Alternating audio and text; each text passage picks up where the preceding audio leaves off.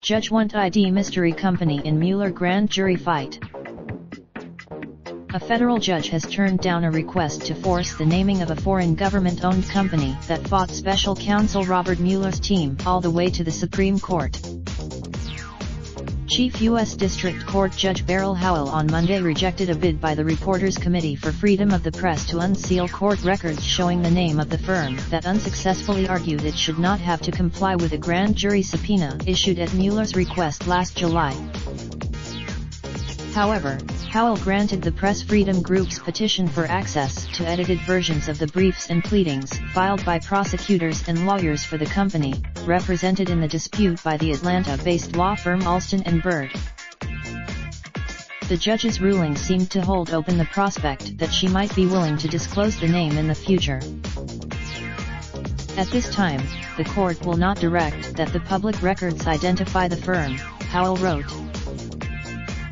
While Mueller's office is winding up its work, prosecutors from the U.S. Attorney's Office in Washington are now handling the grand jury fight, which has led to the company being held in contempt and assessed a fine of $50,000 a day.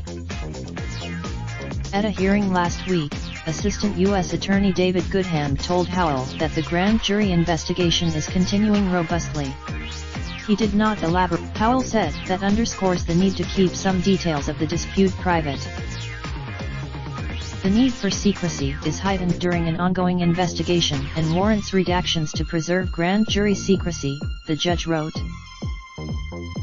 POLITICO first reported on the grand jury showdown last October, when virtually all aspects of the litigation were shrouded in mystery, but signs pointed to Mueller's involvement.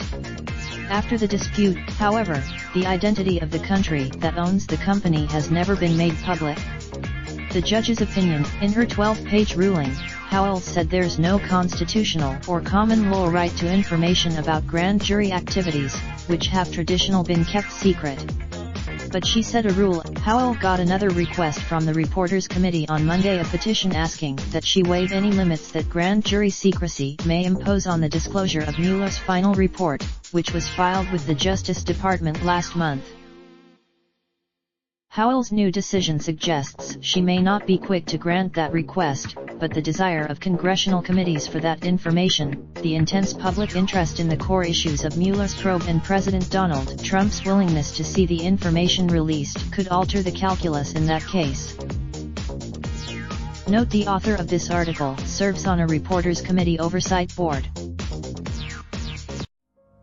Raindrop, drop top, smoking, no cooking the hot pot. Fucking on your bitch, yeah, that. Looking up, open the park pot.